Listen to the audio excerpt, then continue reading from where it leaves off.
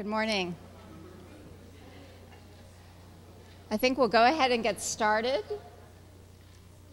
I think it looks like most of the seats are filled here this morning, and hopefully if we have a few stragglers, they can sneak in as we go along.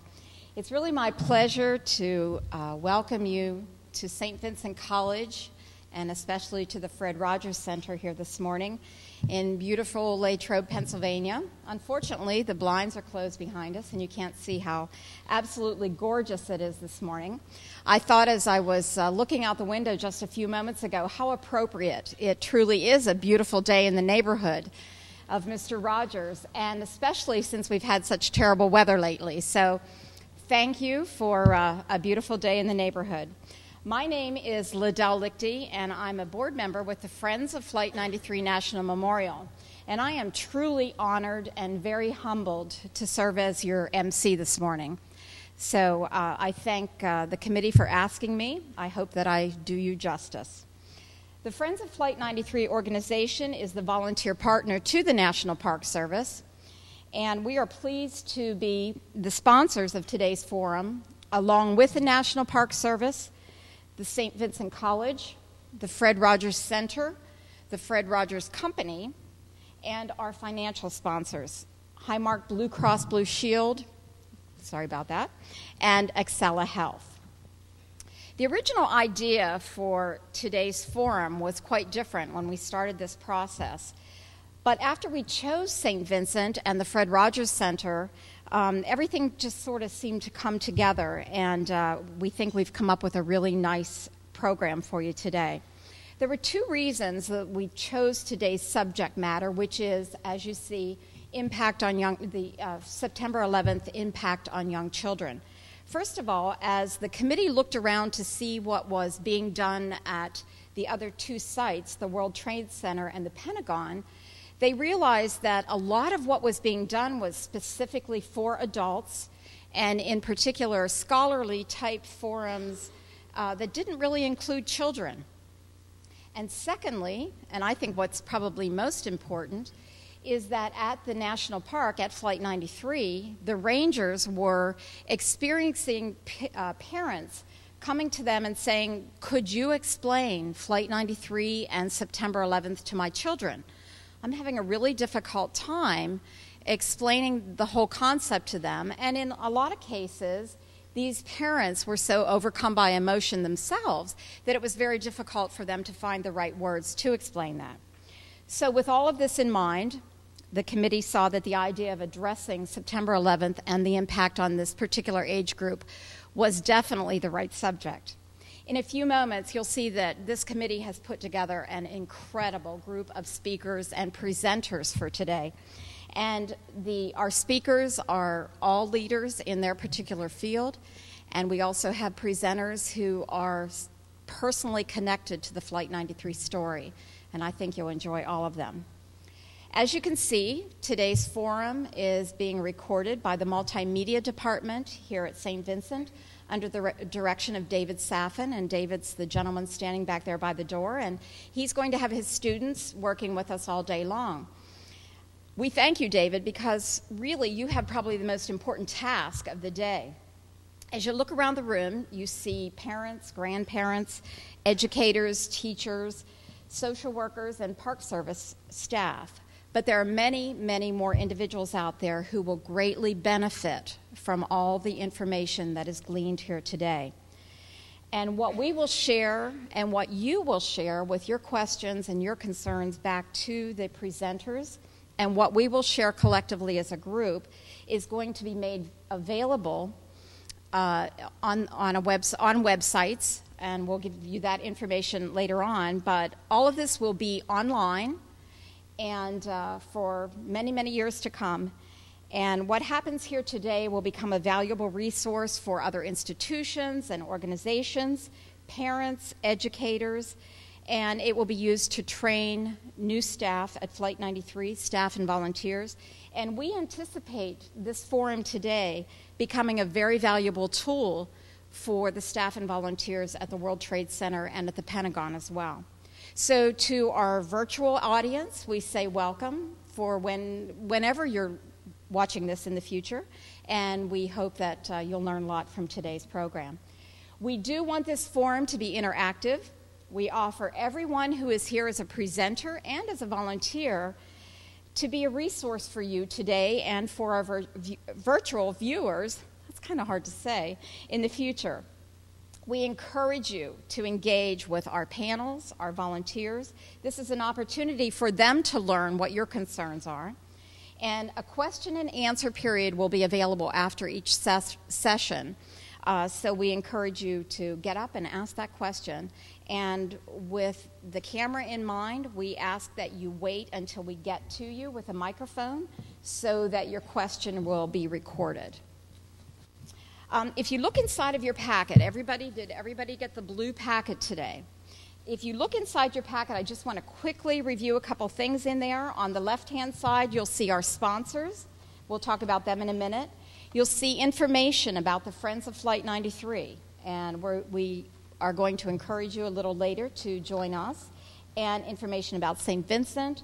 This is the piece, the Flight 93 piece that you will receive when you arrive at the memorial. Information about the Rogers Center and some sponsorship material.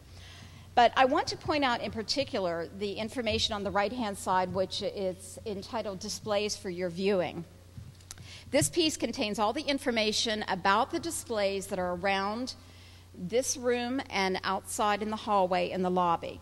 And in particular, I want to point out what's on your tables. When you sat down, you probably thought, what in the world are these plastic bags doing on our tables? These pieces are actual pieces that children have left at the memorial over the years. They're actually pieces from our archives.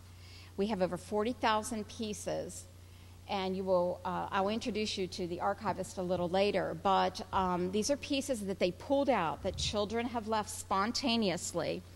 And we place them on your tables because we feel that you'll get a richer sense of what children think and leave when they're there. And we hope that this will start some dialogue between all of you. Obviously, we don't want you to take them home with you, but we encourage you to pick them up, look at them, read what's on them, and talk about them. I'd also like to highlight on this piece the Fred Rogers 9/11 exhibit, which is outside in the lobby.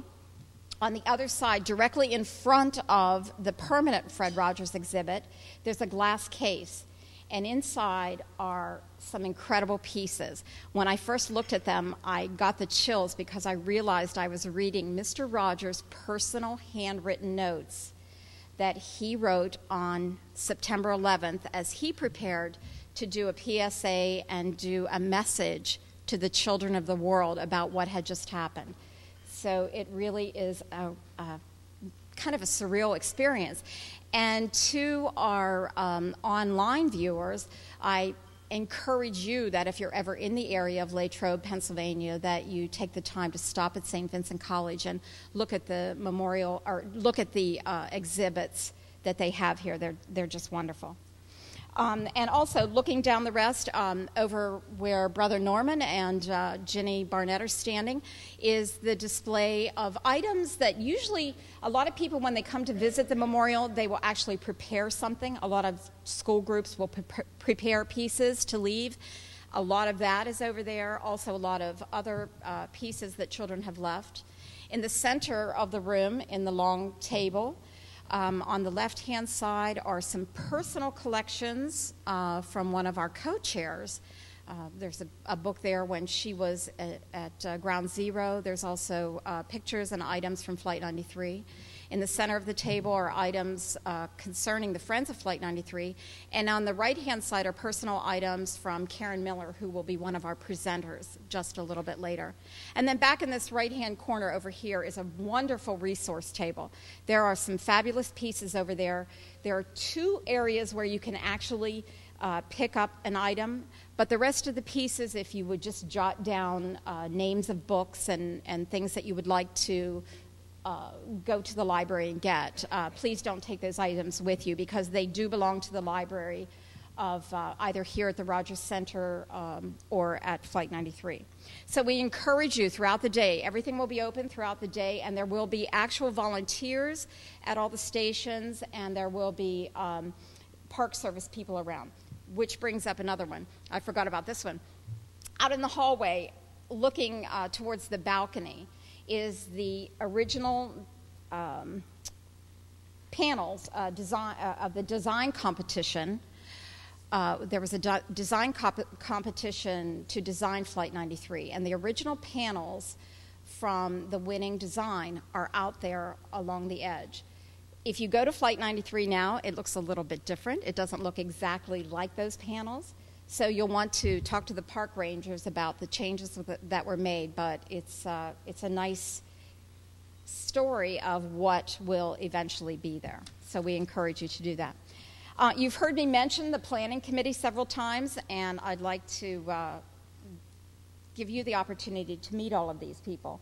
First, I'd like to introduce Ginny Barnett and Jean Leonard. Ginny and Jean, if you would both stand up. Ginny is standing. Jean, I want you to see who they are.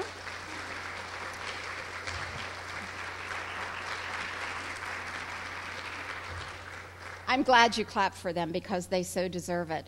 These two individuals are the co-chairs, and they have done a fabulous job, as you will see throughout the day. They're both members of Flight 93, friends of Flight 93, and they've been around much longer than our inception as an organization. They both came to Flight 93 on September 12th, 2001, as volunteers.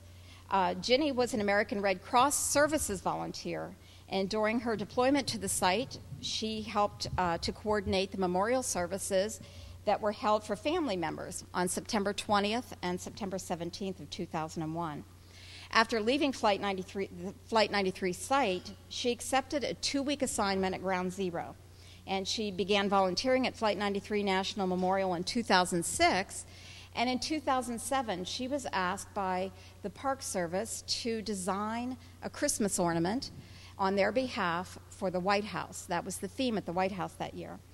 And I have to tell you, I viewed that personally that year at the White House before I knew Ginny, and it was the best ornament on the tree. Ginny is an accomplished artist and owns her own business, and she is a charter member of the Friends of Flight 93.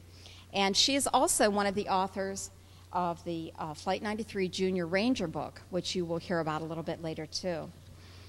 Gene began his career with Flight 93 when he arrived as a volunteer on September 12th with the Chestnut Ridge chapter of the American Red Cross. And Gene was assigned to mass care at the crash site. He worked out of an emergency response vehicle. We still all laugh about that. We can just see him driving that emergency response vehicle. He was serving meals and beverages to the investigators and first responders. And I can tell you that this was a very important job because most of these people had been called away immediately after the crashes all happened, and they came immediately to Shanksville and didn't go home for several weeks, and in some cases a month.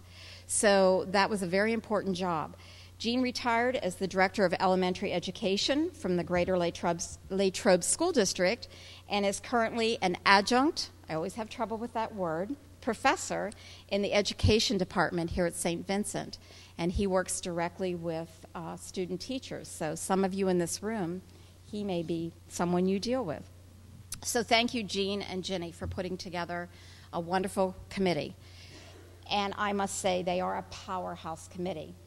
As I state your name, would you please stand up, because I would like for everyone to see who you are, because we encourage you to pick their brains today. They are a fabulous group, and they have a lot of information. And the first person on my list is Rita Catalano. Rita is right there in front. Rita, thank you for welcoming us to the Fred Rogers Center. Rita is the director here at the Rogers Center. And as you will see as we go throughout the day, she has a fabulous team, and she does a wonderful job. Thank you, Rita. The next person is Thank you. Yes. The next person is Dr. Roberta Schomburg. Roberta's over here at this table. Roberta is Associate Dean and Director. Roberta, stand up so they can see you. She's so cute, you have to look at her. She's Associate Dean and Director of the School of Education at Carlow University in Pittsburgh, and she's a Senior Fellow here at the Fred Rogers Center.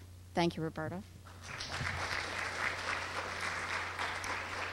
Cindy Scarpo. Cindy, are you still in the room? There she is. She's the lady you've been seeing running around all morning, taking care of everybody. Cindy is the administrative assistant and special projects coordinator here at the Rogers Center. And if you have a question, that's the person to ask. She has all the answers. Thank you, Cindy, for all your help. Hedda Sharapan. Where's Hedda? Oh, here she is, Hedda. Hedda is the director of Early Childhood Initiatives with the Fred Rogers Company. And you will hear from Hedda later. Hedda is one of our speakers, as well as Roberta is one of our speakers as well. I'm sorry, Roberta, I forgot to say that. But Hedda is one of our speakers today and presenters, and I will tell you this, Hedda was Mr. Rogers' right-hand person. So she is quite a unique lady and has much to say and much to tell. So Hedda, thank you, and thanks for all that you've done for the committee. Our next committee member is Steve Woods. Steve is sitting right there beside Hedda. Steve is a retired child grief counselor with the Highmark Caring Place, and Steve is one of our speakers today, too. Thank you, Steve, for all that you've done. Cindy Solstice, and Cindy is with the, where's Cindy? Cindy Solstice? She was here earlier. Did she go back to school? Okay. Cindy was here since 7 this morning. She's the Director of Pupil Services at Latrobe School District, and she came and did her job, and I guess went back to take care of the pupils, so we will thank her later. Jeff Reinbold. Jeff is over here. Jeff is with the National Park Service, although he doesn't have his uniform on today. And he is the site manager at Flight 93, and you will hear from Jeff later as well. He's one of our speakers, so thank you, Jeff. Don Orlando. Don's the man with the camera. Hi, Don. Don is the Director of Public Relations here at St. Vincent, and he's done a fabulous job for us getting the message out there and getting us in the newspaper on a regular basis and getting everything out to all of you. So thank you, Don. You've done a great job. And Dawn Edmiston, I'm not sure if Dawn's here. I think Dawn has class. Dawn is assistant professor of management and marketing here at St. Vincent College. And Emily Urin. Emily, are you in the room? This is Emily over here. Emily is the Rogers Center archivist. She has the best job ever. She gets to be in there and handle all the Mr. Rogers materials, and she is responsible for the wonderful 9/11 exhibit out in the hallway. So thank you, Emily. You did a great job. We appreciate it. Of course, this event would not have happened and happened so seamlessly and so easy if it had not been for the 100% cooperation of the staff here at St. Vincent College and the Fred Rogers Center. We have all really enjoyed working with all of you, and you really are at the top of your game in what you do. You've made us feel very welcome and very at home, and we thank you. And we especially want to mention Kathleen and Angela from Conference Services, who have done an absolutely fabulous job. So thank you for welcoming us and making us feel at home today. It's been wonderful. As you know, nothing happens if you don't have the finances to make it happen, and we are so honored and pleased to thank Highmark Blue Cross Blue Shield for being our primary sponsor for today's event. We appreciate their very generous donation, and they have been very kind to us. So I'm not sure, I don't think Therese is here this morning from Highmark, but we will thank them later, and we appreciate what they've done for us. We also want to thank Excella Health for their donation and support of this forum as well. These two institutions understand the value of this subject matter today, and they've shown that by giving us donations to make this happen. So we thank them both, and if you have the opportunity to do that, we hope you will do that as well. And now, before we begin with the business of the day, I would like to introduce to you one of our hosts this morning. Dr. Norman Hips is the 17th president of the St. Vincent College. He received a Bachelor of Arts degree in philosophy from St. Vincent College in 1966 and did graduate studies in theology at St. Vincent Seminary from 1966 to 69. He earned a Master of Arts degree in mathematics in 1972 and a PhD in mathematics in 1976, both from Northwestern University. He's been involved in a number of community outreach programs, including the Small Business Development Center drug and alcohol prevention projects, and Bridges, which is a college-school business partnership to improve mathematics and science education. I had the opportunity to meet Brother Norman for the first time last Thursday evening at a Threshold Series lecture. And I'd heard about Brother Norman for a very long time from my friend Gene Leonard, and he always was just went on and on about how he's uplifted this university with his leadership and all that he does. And when I met Brother Norman, he just sort of draws you in with his personality. And we were having this nice little conversation, but for some reason, someone follows him around with a camera all the time. Everywhere you go, Brother Norman has a camera. And so he was pulled away for a photo opportunity, and Don Orlando, who's the PR director, was in on our conversation. And when Brother Norman walked away, totally unsolicited on my part, Don turned right to me in my face and said, "He is the hardest working man I know. His schedule, you would not believe the schedule this man keeps. He works from 5 in the morning till 9 at night." He went on and on and on and said the nicest things. It was total validation of everything that Gene had said. And I tell you this today because it's always nice to know that the people that you work with appreciate you and are as passionate about what you do. And so, Brother Norman, it really is my honor and pleasure to welcome you this morning to greet us. Brother Norman.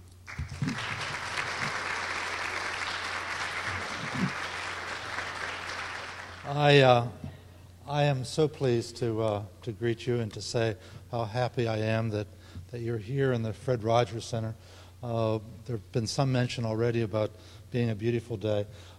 I want to let you know that later this morning, Archabbot Douglas, who's my superior and who's the leader of our monastery, will be coming to say a few words and to offer a blessing for the luncheon. But Archabbot Douglas is a child psychologist. Good training for an abbot, huh? But became a very close personal and professional friend of Fred Rogers. And so I'm sure he will be able to share some insights into this very important question, both from his own work and from his time with Fred. You have some information about St. Vincent in your flyer, and I would encourage you to read all that important stuff. Let me say we're proud of the liberal arts college that we have and the values that we see in the liberal arts. Strong programs in the sciences and mathematics. Our business program is extraordinarily rich, and we're looking at new programs in children's studies, which will partnership with the Rogers Center. But the one piece that I just want to share with you a bit is that St. Vincent is a Benedictine college. That is to say, it is sponsored by a group of Benedictine monks. We actually have the largest monastery in the world. And the founding here, 1846, looks back to a rule that was published in the 6th century. So Benedictines have been around. We try to pay attention to that rule. One of the values that is identified in the rule is the word hospitality. In fact, the particular line that's in the rule is that guests are to be received as if they are Christ. So I say welcome to all of you representatives of the divine. Thank you for being here. So St. Vincent has always been interested in reaching out to the community.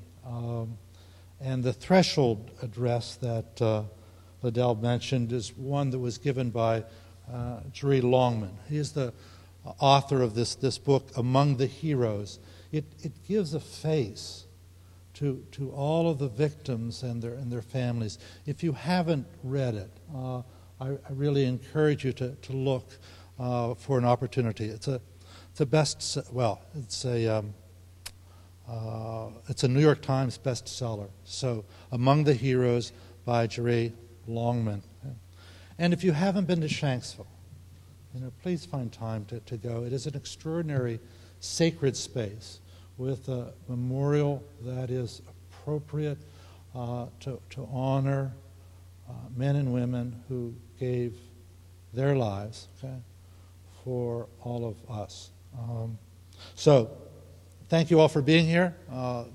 Lladel, you're in charge. Now you see why everybody feels welcome when they come to St. Vincent. And now to the business of the day. If you look in your agenda, you'll see that we've broken the entire day into 3 sessions. In the first session, entitled Introduction and the Story, we plan to set the stage for you. Children are exposed to scary and frightening images every day. A prime example, of course, is September 11th and Flight 93 in particular. In this session, we'll hear firsthand from a family member who can tell the most personal story of all, and also from a Park Service employee whose job it is to tell the story, and he'll tell you the challenges that Flight 93 is facing in telling that story. In session 2, entitled Listen to the Children, Reflections of 9/11, we plan to explore how children perceive these stories, what they see and hear, and what we think they see and hear, may be 2 different things. And we may be miles apart. And so the speakers and presenters in that session will teach us how to listen to those children. In session 3, we'll talk about how to respond to the children's needs. This is where we will be introduced to practical tools that can be taken away to help children deal with not only the story of 9/11, but with other tragic events. And these tools will apply to all of you. They will apply to educators, students, social workers, clerical workers. But most importantly, they will apply to parents who may be sitting at home in the evening after they've seen some terrible tragedy on TV, and they need to get on the computer and find out, where do I find someone that can tell me how to explain this to my children in the morning? And that's when we hope this website will pop up and they'll be able to see what you've done today and what you've presented. And so that really does turn out to be the most important part of the day, what you will present to those parents who are looking for answers late at night. So let's begin with our first speaker. I am especially honored to introduce our first speaker of the day, Mr. Gordy Felt. Gordy is the brother of passenger Edward Felt, who died on United Flight 93. Gordy's own children were ages 3 and 9 on that fateful day, so to say he has firsthand experience is really an understatement. Our first official introduction to Gordy was when he was one of the first family members to speak out publicly about the crash at a memorial service that was held on September 17th, 2001 at Seven Springs, where many of the family members were being housed. Gordy's involvement with the Flight 93 Memorial in an official way dated to December 2002, when the families of Flight 93 organized and he was named to the board of directors. And for those of you who don't know, the families of Flight 93 is a not-for-profit charitable corporation that is dedicated solely to the creation of the permanent memorial in memory of the 40 passengers and crew. Gordy served continuously on the board, taking an active role as finance chair and then treasurer. He was nominated to the Flight 93 Federal Advisory Commission in 2006 and became president of the family organization in 2008 and is currently still president. He also serves on the Flight 93 National Memorial Executive Committee. Outside the scope of his involvement with the memorial, which I don't know how that he has time to do anything else, he is a special educator serving as executive director of Camp Northwood Incorporated and the Northwood Center in New York. For the past 30 years, he has been involved in the development of socially therapeutic programming for high-functioning autistic and learning challenged children. He received degrees in education and special education from Ohio Wesleyan University and Bank Street College of Education.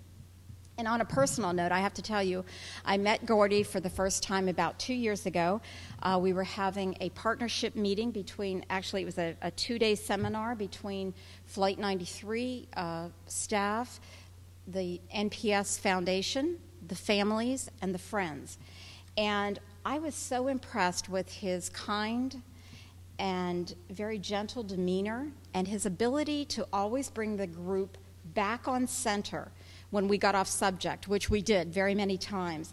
And since that time, I've watched Gordy handle very difficult situations with the media, whether it be problems dealing with the building of the memorial, and he's always done it with that very kind and gentle manner. He is a true peacemaker.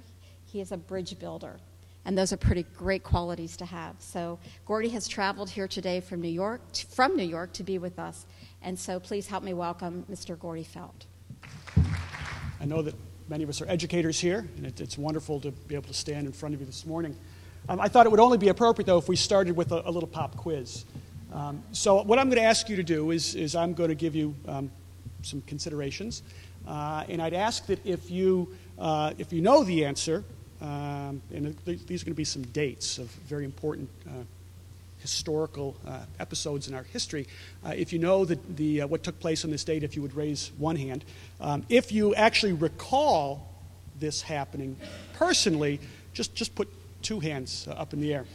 And we're going to go through three different periods of our history, and this will be brief, and then we'll move on. And you're not really going to be graded on this, and no fair looking around to see if anyone else has the answers if you don't understand.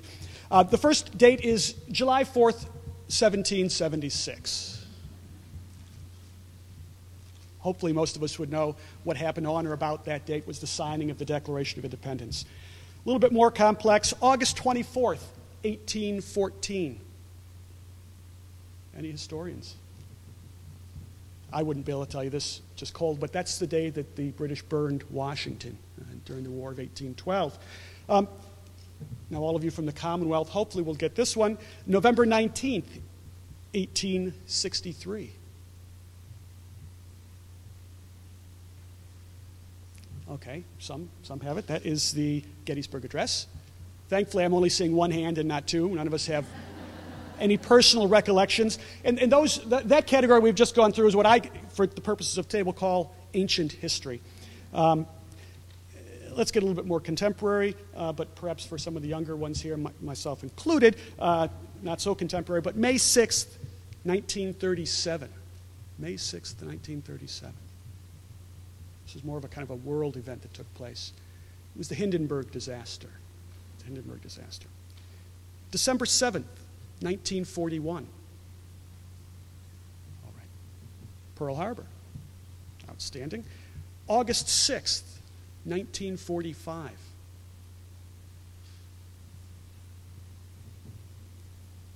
Hiroshima. November 22nd, 1963. I don't know if I could put I cried a lot that day because I was only about 4 weeks old, but so I guess I'll only put one hand up. That was JFK's assassination. August 9th, 1974, the day that Richard Nixon resigned from office. March 30th, 1981. And I threw this in because this was an event that I remember vividly. It was probably one of those first where were you moments in my life that I remembered. Not as much for what happened, but for the reaction of people. And that was the attempted assassination of Ronald Reagan. February 26th, 1993.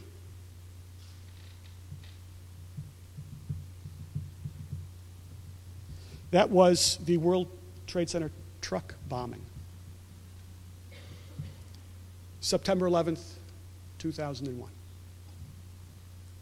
All of us here hopefully will have a recollection of that day and know that that day will live in our hearts for as long as we live and hopefully forever. I'm thrilled to be here today to address you all and talk about the process of remembering and the process of teaching, particularly young children. I'll get a little bit into my background in a moment, but for the purposes of today, a little bit louder? Okay. Is that better? Fantastic. Thank you. For the purposes of today, I just want you to think of me as Ed's little brother, because that's what I am. I'm Ed's little brother. This past September, as I was addressing in my remarks, as I was addressing people out at the site for the 10th anniversary, I said I really wish I never had to meet any of you under these circumstances. And I continue to wish that. But we all have to deal with what is the hand that is dealt to us. And here we are. Here we are talking about how do we teach young children about one of the most horrific days in the history of our country. And we have an obligation to teach. That's what we are. We're teachers. And I'm so thrilled that you all are here with an earnest interest in learning how to put together a curriculum, learning how to address some of these critical issues so that they are not forgotten, and that we can teach our children the history of who we are, what happened to us, and just as important, how we reacted to the day on September 11th.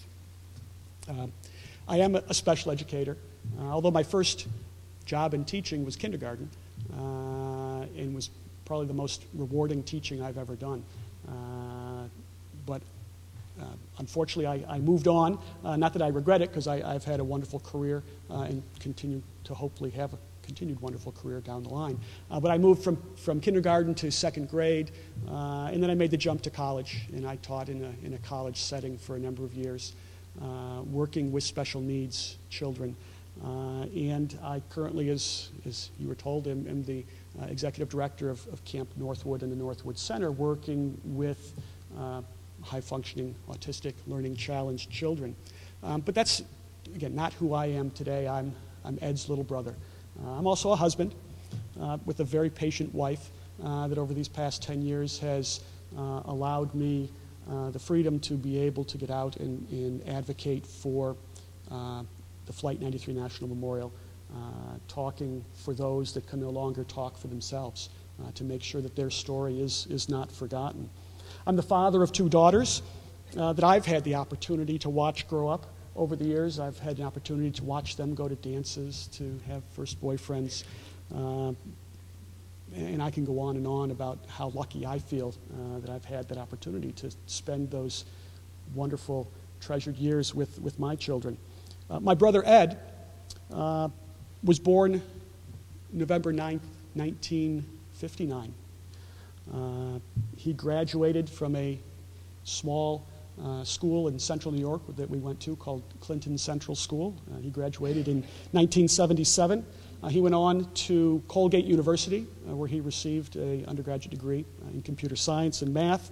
Then moved on to Cornell University, where he graduated with a master's degree in computer engineering in 1983.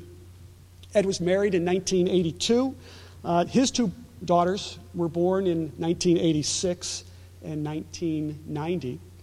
He initially worked for AT&T. He was part of that first wave of young engineers out of college that helped the computer generation kind of move along. I think about the huge loss that we've had in that generation of young engineers with Steve Jobs from yesterday. That was my brother's generation. He worked for Novell. He worked for BEA Systems. My brother's expertise was in the area of computer encryption, making internet financial transactions. And beyond that, I can't tell you what he did because I never really understood it myself. But I know that he received a number of patents for his work.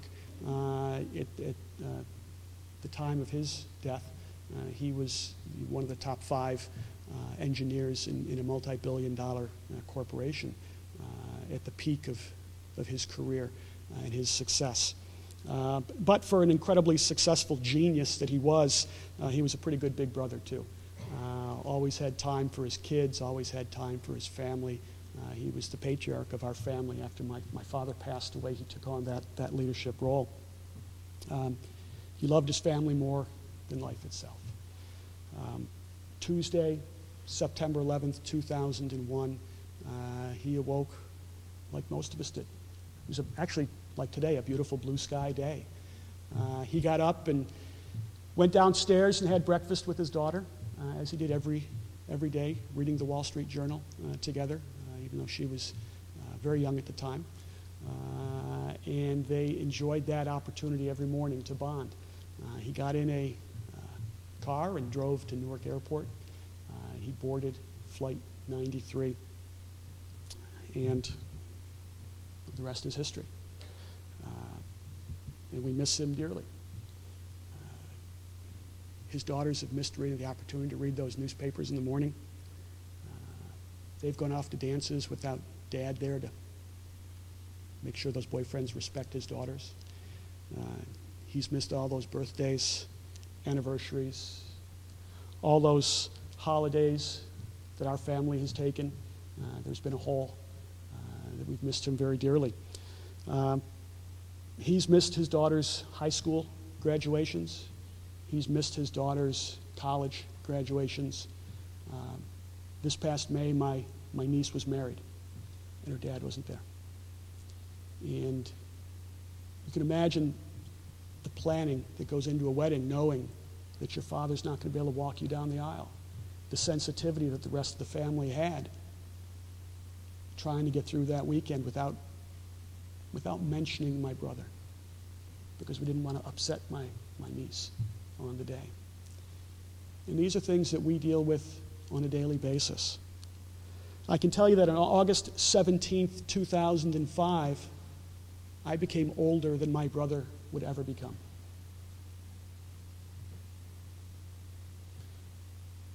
When we go through tragedy, we think about things like that. We try to rationalize, we try to make sense of sometimes things that never make sense. But we move forward. On September 11th, 2001, I had to become the patriarch of my family, the little brother. It's not a role that I would cherish. It's not a role that I ever thought I would have to play at such a young age. But we move forward. We do what we have to do. This is personal. This is not only personal to every family that lost a loved one on that day, but this is personal to every family that lives in Somerset County. This is personal to the thousands of families and first responders, community members in the surrounding area in Pennsylvania here, in New York, in Washington. It's personal to our country. We were assaulted that day. We were attacked that day. We have to take that personally. And I ask that as we think about building curriculum, that we not depersonalize, because it's the passion of September 11th that really is the story. If we forget that passion, if we forget those individuals, if we look at September 11th, 2001, as we look at August 24th, 1814, we've lost. But the question is, particularly with young children, if we're going to try to tell this story, how can we tell it in a way that they will understand? How can we tell it in a way that will not be overwhelming to them? Well, we know that all too often our uncomfortableness with topics often dictates what we teach to children. And we've seen that over the years. Over these past 10 years, schools have been afraid to teach about September 11th because they're uncomfortable. Those adults are uncomfortable talking about it. I don't know if many of you have had an opportunity to see the movie United 93. I don't know, it's a very powerful piece. Paul Greengrass and a wonderful team from Universal Studios went out of their way to work with the families to try to put together the story of what may have taken place on Flight 93 that morning. And I think one aspect of their attempt to put this project together was to come to the families and say, is it too soon? Should we be talking about this? Or should we wait to tell the story? And they were very anxious. They were very concerned that they didn't want to offend families. They didn't want to seem that they were trying to make a quick buck off the story of our loved ones. And I think to a certain degree they were surprised by our reaction. And our reaction was pretty universally, no, it's not too early. This is a story that needs to be told, and it needs to be told now, before the story is lost to the ages, while the pain and the emotion is fresh. We need to talk about this we need to understand what took place. We need to understand what happened just leading up to, during, and following September 11th. And if we're going to get it right, we've got to do it now, before time erodes our memories, before political correctness dictates the message as opposed to the truth of the day. Paul was very pleased to hear that from the families, and I think put together a tremendous film. And if you haven't seen it, I would recommend that you do get a chance to see it, and you will see a very powerful piece. Now, it's not a Friday night, let's go out and have a good time at the movie type movie. The first time I saw the movie with an audience was in New York at the Tribeca Film Festival, and the movie finished, and there was sobbing for about 10 minutes. No one got up, no one clapped, people sobbed. And it helped that audience connect with the day. And when we're talking about those three different levels of history, ancient history, recalled history, and experienced history, we want to make sure that as we're teaching this, we try to help those that are learning. We want to help them connect with the day. That frame of reference is so important. That movie helped us all connect. It had a powerful impact on all of us. So, again, as we are talking about putting together curriculum, we want to help our children connect.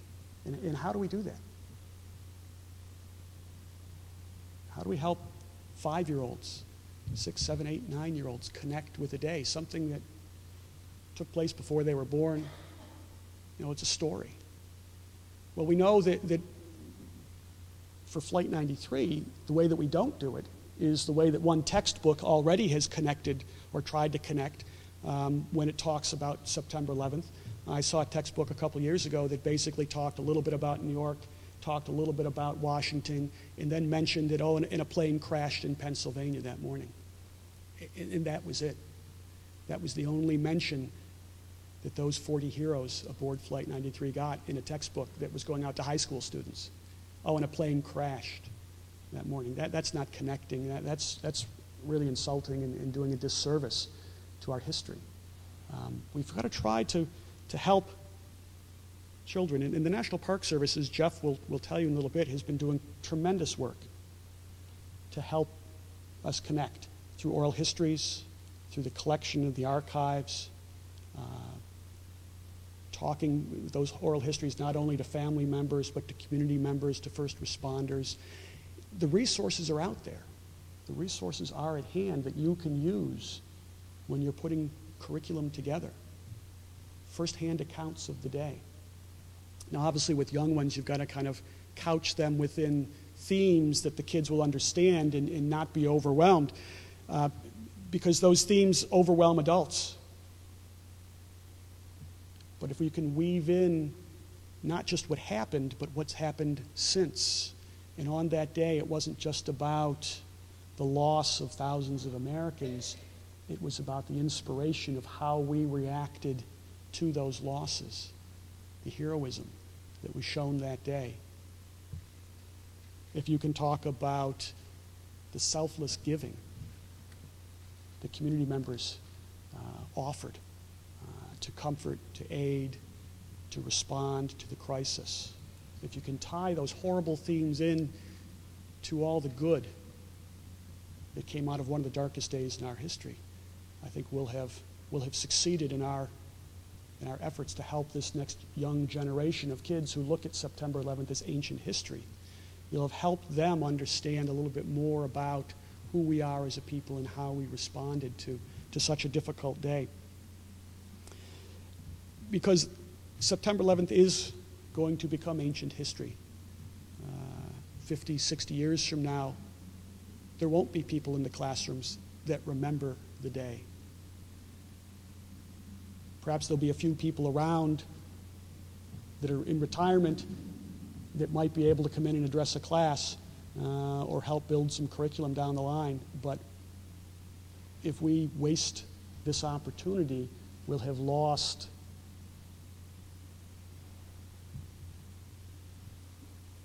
the memory. We'll have lost a piece of the fabric of the history of our country. And we don't want that to happen. We want to be able to look back and remember and honor.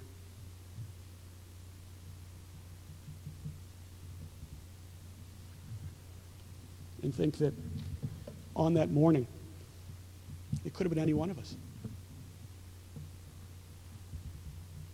And the story of the day is not only those individuals that we lost, but the rest of us. How did we react? And how do we move forward with our lives?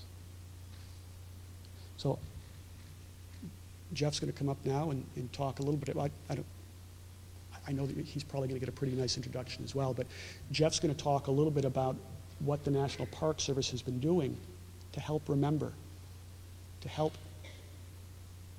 collect information that you all will be able to use as you build your curriculums. And then afterwards, I think we'll take some questions as well. Great. Thank you. It was funny, yesterday in our office, we were talking about this program, and one of our staff said, the Park Service uniform includes a cardigan. And maybe what you or Adam Schaefer, one of our rangers, should do is come up on stage and put on the cardigan and take off your shoes and put on the tennis shoes, and as Mr. Rogers used to do.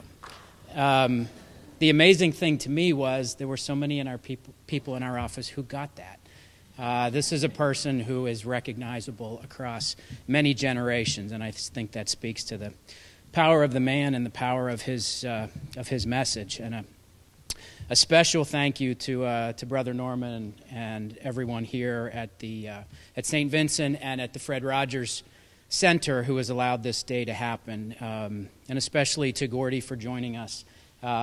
He just spent probably an agonizing couple of weeks in September doing interview after interview to get this story out and to promote the memorial and make sure the job is finished. And so I appreciate you for joining us again today.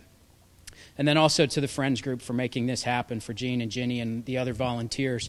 This is a really important thing for the National Park Service.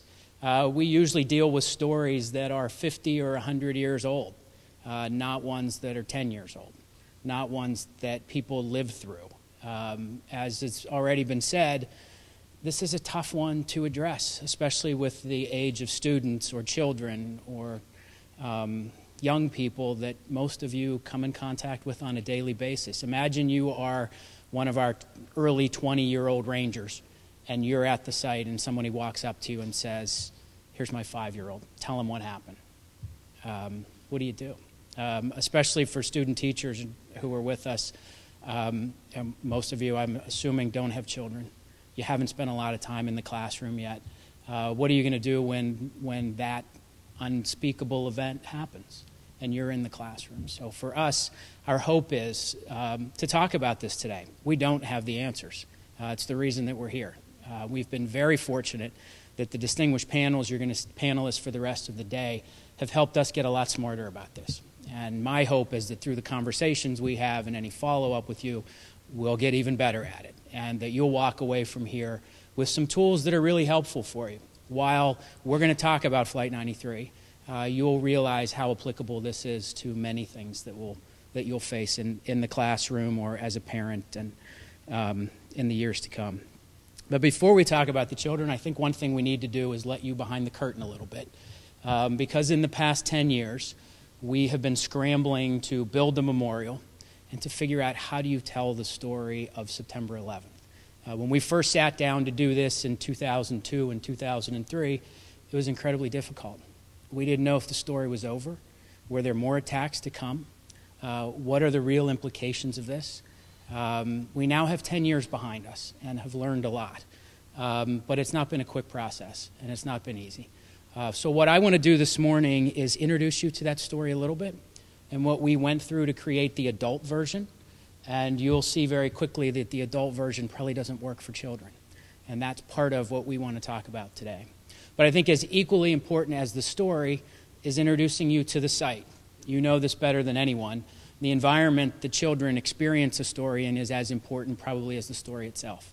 Whether in our case it's out at a memorial that has changed dramatically in the last 10 years, or it's with parents at home in a living room, or if it's in your classroom. Obviously that environment shapes what they hear and how they respond to it, as well as who they're with. So what we're going to do this morning is quickly go through a number of slides to introduce you to that story and to the site. As Gordy said, that's one of those dates that we won't forget in a long time. It's one of the dates that we collectively remember. One of those dates maybe that doesn't define a generation, but definitely binds a generation. It's something we have in common. And that affects us very importantly out at the site in a very big way. When you come to Flight 93, it's not our rangers telling you what happened. It's a dialogue. It's a conversation. People come and yes, they want to know the story, but they want to tell you where they were on September 11th. They want to tell you that a relative was in the World Trade Center that day, or they knew somebody who was at the Pentagon. As Gordy said, it's very personal. It is an incredibly impactful, emotional, intimate story for a lot of people because we lived through it. Me personally, I was in Washington, D.C., lived in D.C. at the time. My wife was a fourth grade teacher in Fairfax County.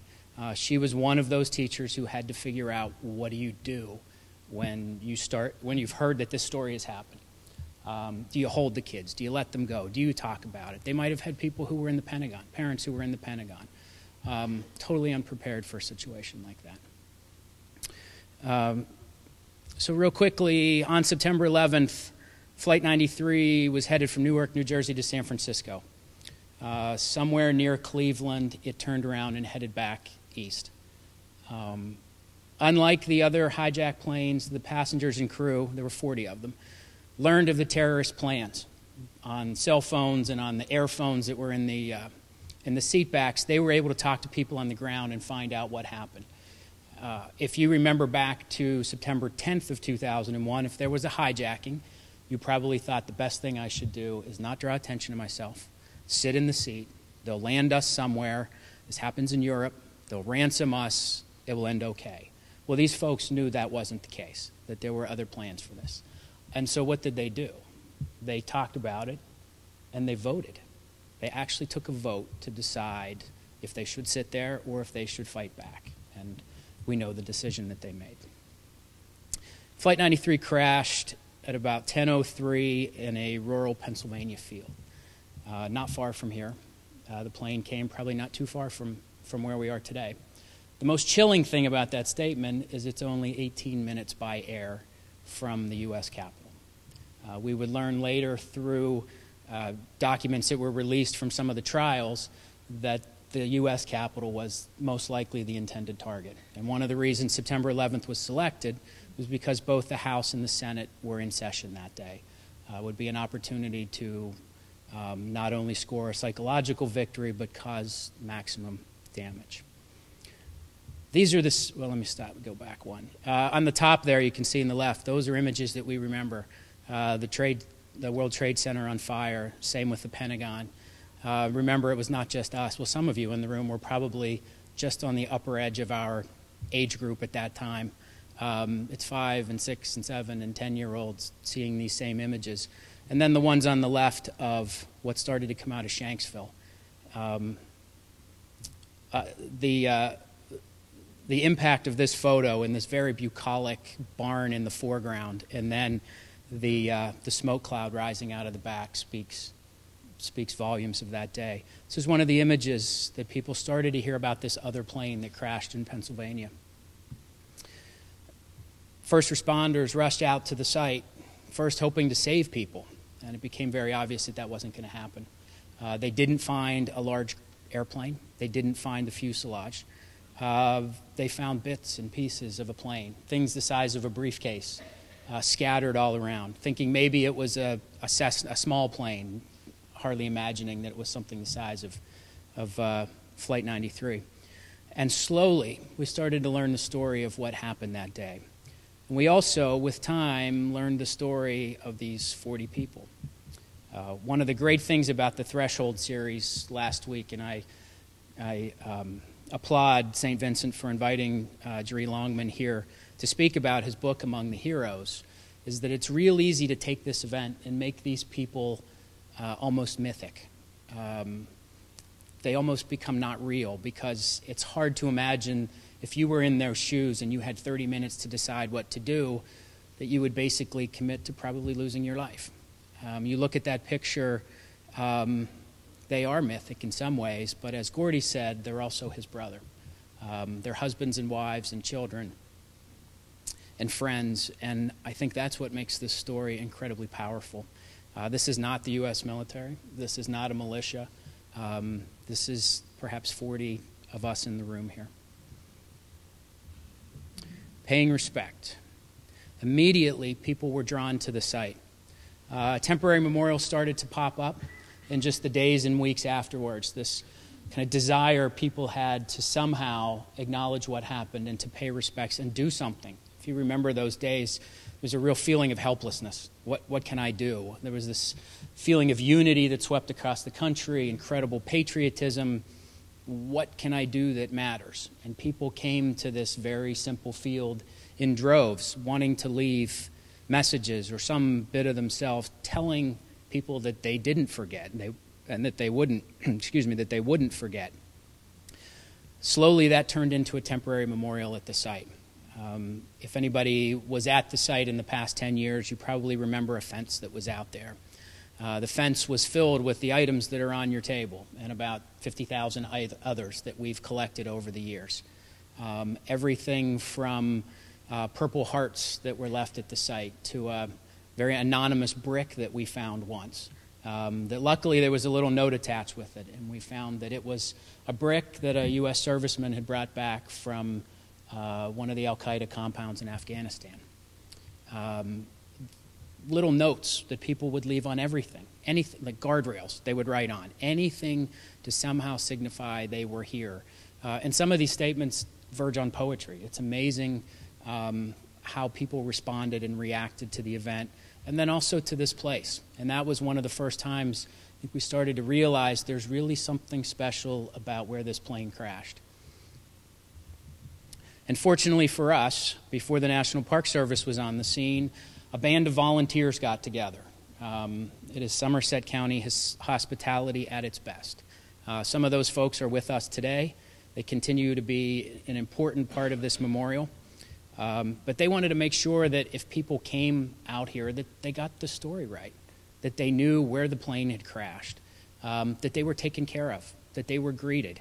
My first introduction to Flight 93 was coming here in the late winter of 2000, and going to the site, and it was probably 5 degrees out and incredibly windy, and there's a volunteer in a parka standing in the parking lot. This is actually 2003, late February. There are 10 cars in the parking lot. Not one of them is from Pennsylvania. And this volunteer stood there to talk to anybody who would listen, or to comfort them, or to lend them a hand. And over time, that temporary memorial really took on a life of its own, because it became an expression of how we responded to September 11th. This notion that we wouldn't forget, that we wouldn't, as Gordy said, we wouldn't let time kind of swallow this event up. The ambassador there in the top right-hand corner, speaking to tens, 20s, hundreds of people who would come to the site each day. That was their personal connection with people. And at that, even in 2002, 2003, those early years, people wanted to talk. It was therapeutic for them. I'm not a psychologist, but this one doesn't really take much formal training to realize that people wanted that personal connection. The fence, the tribute items that are here, there was a lot to see and to look at. If you were a child coming to the site, maybe you don't understand the story, but you get the stuff. There are things there that you can be attracted to. It has a texture to it. It's real. Things like these small angels. They were made out of slate, very simple, one angel for each of the passengers and crew. People were drawn to these because it was something that identified each of the 40, something very personal. And you would see as birthdays happened or anniversaries or important dates, things would be added to these. A family member would come on a birthday and leave an item there, or the public would. It was an incredible outpouring of support, and again, this idea of paying respects. A fitting tribute. In 2002, the U.S. Congress and the President charged us with creating a permanent memorial. So how do you take this wonderful kind of grassroots thing that has developed, this attachment that people have to the site, and make it a place that stands the test of time? And that was our probably our biggest challenge. And this was one part of it. This is, if you would be in a airplane, in a helicopter above the crash site, looking back into the fields. We knew very early on that this place needed to be about rural Pennsylvania. This memorial, if you were to take it off of here and go to Manhattan or to go to Washington, D.C., it shouldn't work. It needs to be specific to this place. You'll notice in the next couple of slides, you see the sky, the hillsides, the fields. That is as much a part of this memorial and our hopes for this memorial as anything that we would build. On the top right, that's actually a view of the crash site. The crater was filled in by the coroner once the crime scene investigations were concluded, and it was planted with wildflowers. This is not a memorial that is on the mall in Washington, D.C. This is a memorial that is at the site of where these people are buried. The plane crashed with such force that for the most part, the remains are there on site. It is a final resting place. It is a cemetery. It demands a certain level of reverence just because of not only what happened there, but what exists there. You can see in the bottom right, this idea that these fields go on forever. And it was one of the things people commented about, was how important that was to the visit. It added shape to it. It was what gave this place a certain presence. And on one hand, it's the large fields, but on the big photo on the left, it's also the really intimate details. It's the wildflowers, it's the contrail in the sky, it's the really simple things that really define this place. Hard for adults to get their arms around. What do you think a kid gets out of this? It's a great field to run in, or a real challenge to meet the kind of intellectual challenge of a memorial, and then also think about all the visitors who will come there. I'm going to walk you through the design real quickly, and this is one of the cover renderings from it. So in 2005, we had an international competition. We got over 1,000 entries from around the world, from design professionals, from people down the street, from anyone who had an idea or a thought that they wanted to contribute. The winning architect was Paul Murdoch Architects out of Los Angeles, California. And we'll take just a real quick tour through the site. The centerpiece of what we dedicated on September 10th is a plaza right at the crash site. That long wall that you see marks the flight path. Flight 93 went over the top of that wall a couple hundred feet off the ground, 600 miles an hour, turned upside down, and then crashed right against the trees that you see in the distance. If you go out to the site today, that's what you will see. The first thing we wanted to put in place was the plaza right at the crash site, so visitors could get up close and personal with it. On the wall are the names of each of the passengers and crew. They're on 40 individual marble slabs. But the interesting thing that we did with Flight 93 was we had the architect design the entire site, the entire experience. So what you see on the right is actually a new entrance off of the top here, which is US 30. And people begin a slow drive into the site. Eventually, there will be a tower that's near the entrance that is about 100 feet high, has 40 wind chimes in it. And it's meant to do two things: to mark the entrance to the site and to pay tribute to the voices of the passengers and crew. And then visitors begin this slow, my cursor, where'd it go? The slow kind of processional drive as they go towards the crash site. And one of the first things they'll see is, here are the renderings of the tower as if you were coming in. Tower probably won't come online for about another 5 years yet, but it's an important marker to let you know that you've arrived. You leave the noise and the bustle out on the highway behind you.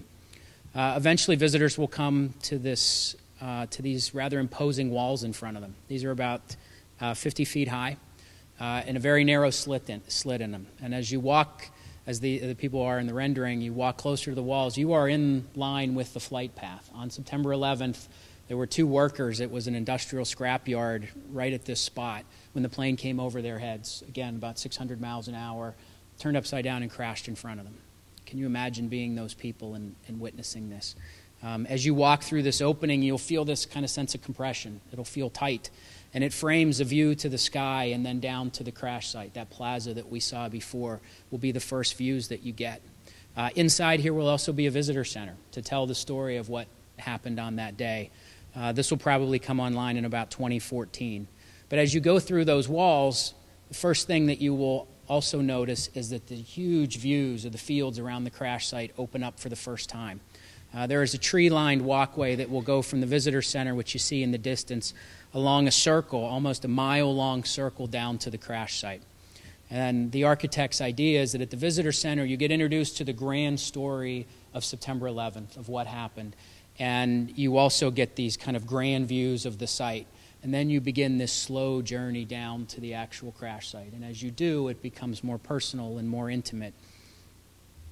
Along the way, you will go through things like these wetlands, which are left over from the mining operation. These fields, as bucolic as they look, were actually strip-mined areas and deep-mined areas. This is a site that has a pretty hard history to it, but it is reclaiming itself. And the architect wanted to bring life back into the memorial, not only through the people, but from the site regenerating and healing itself. You have the chance to walk through these wetlands and see the geese and the ducks and the heron that have returned to the site. And then one of the features that's out on the site right now is this small gateway building. And while it's a really modest structure, it performs an important function. It is a building that you walk through. It's a threshold. The idea is that when you get on the other side of it, you are at the crash site. You are where their remains are. So you'll notice that the design features change on the other side of it. The atmosphere changes. It will be a very sobering experience as you move through that gateway and walk along a plaza out to the wall of names. And the interesting thing about the wall, and you can see them on the right there with each of the names, is that when you approach them at 30 or 40 feet away, you see them as a band, as a group, this thin black band. But as you get closer, you realize they're individual names and individual pieces of marble. It's not like the Vietnam Veterans Wall, where it's continuous flat pieces. They're actually 40 individual pieces. And as you move closer to one of the panels, you realize they're cut from different veins of marble. And they all have their own character. And they're highly polished. And again, at this most personal site where you're right where the remains of the passengers and crew are on the other side of that gate. You stand there face to face with their names, and the reflection that you see, unlike the Vietnam Veterans Wall, is yourself, but it's also the clouds and the sky and the fields behind you. And it's an incredible experience to be able to look at these names on a sunny day, and they almost kind of float in the sky. Very personal. Also very heady stuff. Hard for visitors to just get their arms around. Imagine what a child wants to do here. But let's talk quickly about telling the story, because part of the challenge over those 10 years is exactly how you do that. And I think one of the smartest things we did with this project is we gave ourselves time and said it's too early in 2003 and 2004. What we need to do is capture everything that we can, and then we'll sort it out when the time is right. So we started to build an extensive archive. We collected and cataloged all those tribute items. So like I said, the things that are on your table, there's about 50,000 of those. Barbara Black, our curator, is with us. If you have any questions about those, I encourage you to see Barbara. We conducted oral histories. We did interviews with the people who were on the ground, who knew the families the most, who trained the terrorists, anybody who had some kind of connection to this story. We tried to conduct a history with them. And then throughout the whole process, we tried to gauge how the public responded to this place. What moved them about it? What did they want to see here? What was important to them? And as time went on, we also gathered evidence photos and documentation. We went through FBI files and trial transcripts and evidence to get as much of that story and as accurate as we could. We also accepted that this is going to change over time. Probably the thing that has surprised me the most is that in the first couple of years, it was very obvious that a visit there was primarily about paying respects. It was a place that was hard to find words. It maybe didn't feel right to ask questions about the investigation or the recovery or what does this mean. That's changed in 10 years. People are more interested in that. They want to know everything they can about what happened, minute by minute. They want to know the biographies of the passengers and crew. We're slowly getting to the point where it's becoming a historic event that we all live through. We also recognize that their meanings change over time. And then also that how we tell this story is important to where we're telling it. This is not, again, a memorial that's removed from where the action happened. Wherever you are, you can't get away from the fact that the remains of the passengers and crew are here. We had people who thought it was important that we be able to debate U.S. policy that led to September 11th. We had to ask ourselves, is that appropriate to do in this place? Could we do it online? Could we do it through other things? So we had those kind of conversations, and then looked for a variety of ways for people to be able to connect. On the top left photo, you see the volunteer again talking to the group. That was one way, to have somebody tell you the story. Most people wanted to have the personal one-on-one conversation. We stuck our necks out and took what was a verbal presentation and turned it into a couple of exhibit panels. How do you write the story of Flight 93 and September 11th on 8 poster boards or less? That's basically the challenge we had. And we'll talk about that in a minute here. The third photo from the left are the permanent exhibits that are out at the site. For people who want to explore this on their own, we give them the ability to do that. They can read what they want, not read it.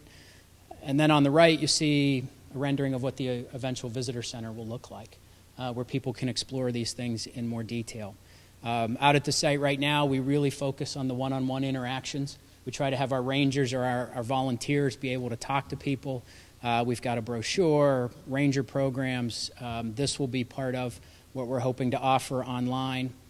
A wealth of resource materials. If any of you are at the upper edge of those, the kind of K through 3 that we've been talking about, if we have anybody 4th, 5th, 6th, wonderful resource materials on our website that you can draw from. And then the exhibit panels. And I want to just talk about those for a minute before I end. America Attacked. It was interesting. We were writing this story. We only had 6 panels to do this in. And as we worked on it, we said something is missing here. We were talking a lot about the 40 passengers and crew. And it almost felt like this could be any plane crash. And we knew that it obviously wasn't. And so I will not forget the one night we were sitting around and we said, what's missing from this? And it is that banner headline, America Attacked. We all lived through it, so we all kind of assumed we knew that. But at the end of the day, that's what it was. And when you look at some of the statements that accompany that, the deadliest attack on American soil by any foreign nation or terrorist group, that's a pretty sobering statement. This is the first panel you come to when you're out at the site. We obviously wanted to hit you between the eyes with this and get your attention. As we've had the chance to work with Fred Rogers Center and some of the folks from the local universities who've worked with us, what do you think a kid sees when they read that panel? Probably scares the hell out of them. The thought that we're unsafe, we're attacked. We are. But a child sees that very differently. So as we tried to meet the needs of our adult audience, we also recognized that there are unintended consequences for our younger audiences. A map of where the plane, some of the important timelines, important milestones on that flight. Again, this notion that America was under attack and it was a confusing morning. If you think back to it, that's one of the things we remember. Nobody really knew what was going on. It was unbelievable. There's this flight maybe lost in Pennsylvania. Did the towers really get hit and come down? Chaos. Again, something that probably scares children. We're going to do something, and then these images of a crater and of the black box found. Very impactful for us. Again, probably very frightening for children. The images of the passengers and crew. Visitors are drawn to this. They not only want to know who these people were, but their hometowns. Something a little more concrete for children, maybe. They understand this, people, not maybe understanding why. And then again, more about the investigation and the recovery and some of the clues. What a lot of people don't know is some of the evidence that breaks the 9/11 case is found at Flight 93. It's a credit card that's found here that helps unravel how the terrorists funded September 11th. The FBI is drawn to the site because they know of the 3 sites, this is the one they're going to get evidence from. Pretty important stuff.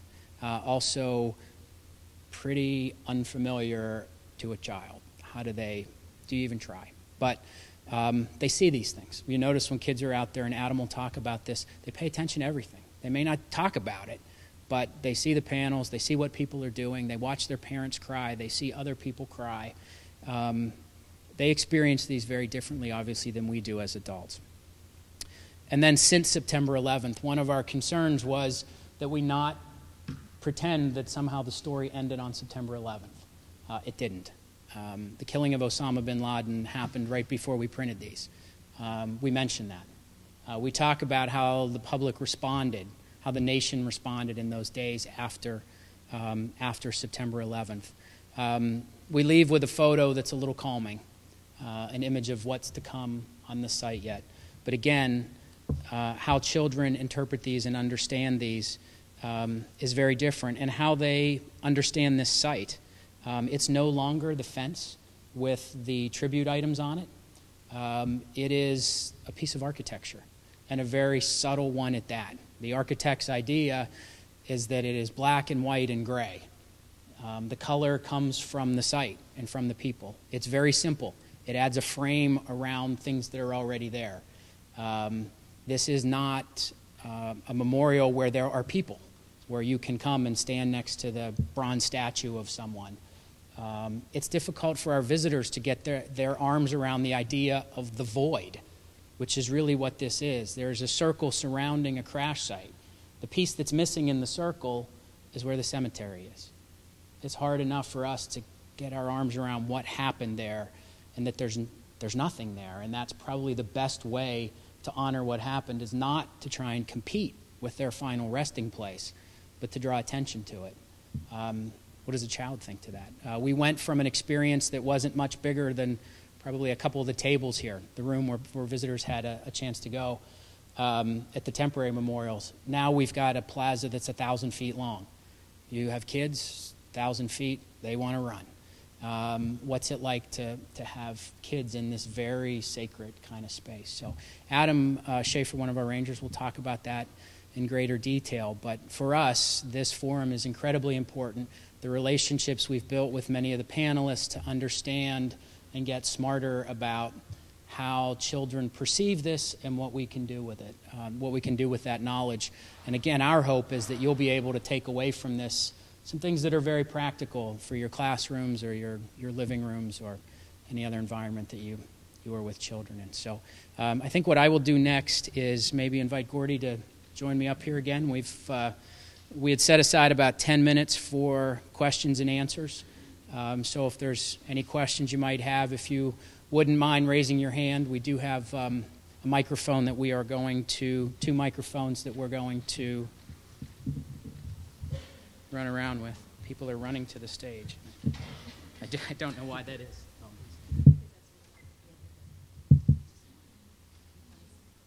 We're good. We'll just use this one. Yeah. So again, any questions? You're letting us off easy. Yeah. Right.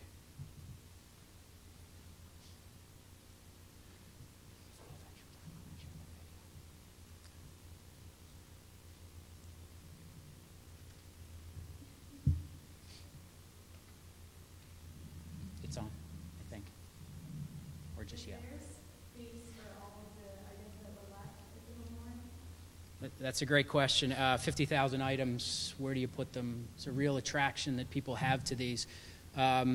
Our curator and this incredible band of volunteers catalog all those items and store them. So most of them are off-site right now, but our thought is that we will eventually in the visitor center probably have an exhibit that brings these items out so that they don't just sit in boxes someplace. People continue to leave things at the site. And quite honestly, it was a difficult decision for us. What do you do with the temporary memorial and that fence that people had such an attachment to? And I think we made the right decision. We decided that for us to create another one was fake. The beauty of this was that nobody told people to do it. It just happened. And the 10 years later, emotions change. People feel differently. And it's a bit disingenuous to just kind of recreate something that was really special to a certain time. Less a place, more a time. And so we've taken all those items, cataloged them, stored them. Hopefully we'll be bringing them out on a revolving basis. But if you come to the site now, you will see flowers and all kinds of tribute items that people have left. And we've decided not to script where those go. We're going to let people put them where they feel it's appropriate.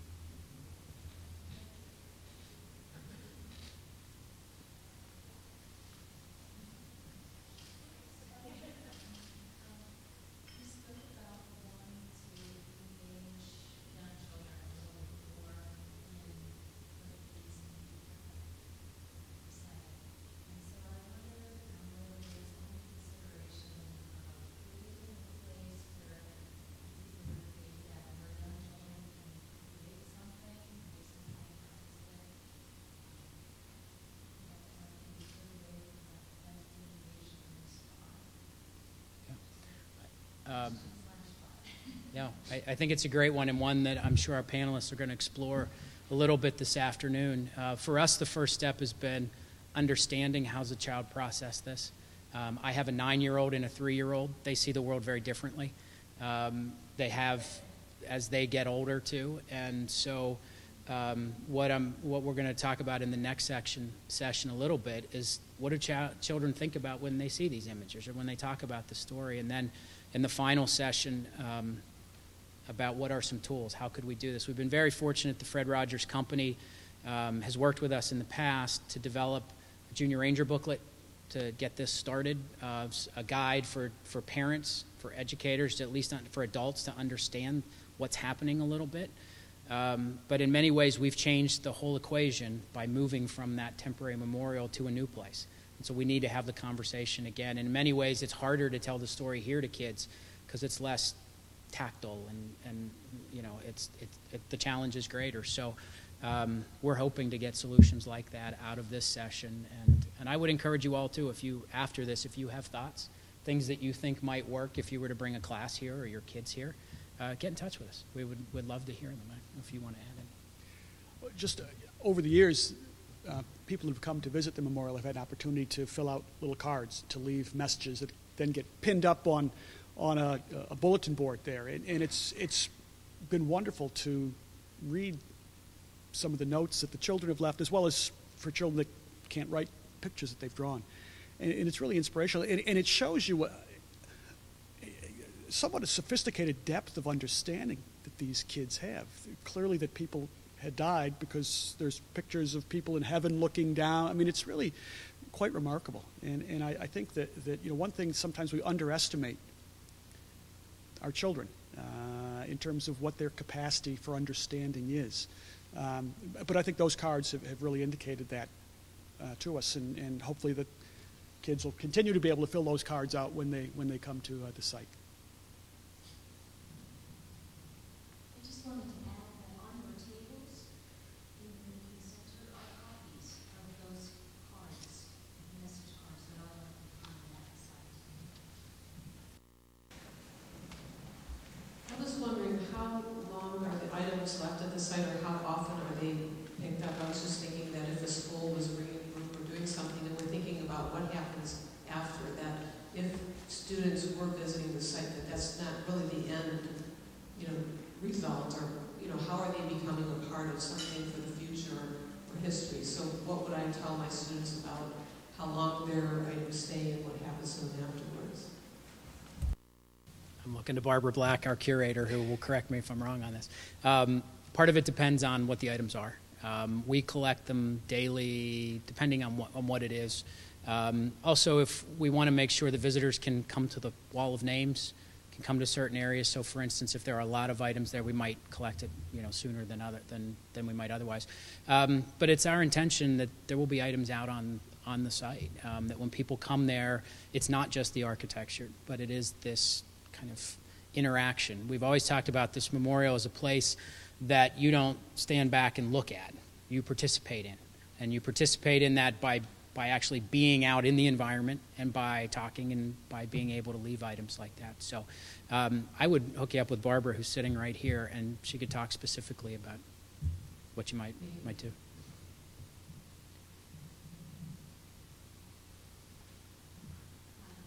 My question is for both of you. Does the retelling and revisiting of the day and the repetition of your feelings of that day, does it help alleviate a lot of my growth and that is my mom? Does the retelling help you see this?